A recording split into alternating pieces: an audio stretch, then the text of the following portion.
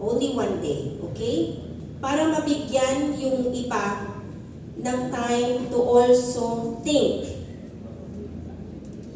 Mag-isip muna bago mag-initial payment or bago tumuloy sa proseso.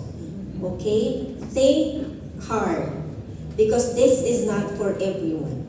Kung sa tingin nyo you're not able financially, you are not able physically, you are not able emotionally, huwag po kayong tumuloy. Okay? Kung nag-aalinlangan kayo sa inyong mga puso, huwag po kayong tumuloy. Because if you want to really proceed, kailangan buo ang loob ninyo. Hindi po biro ang pagpunta sa Greece.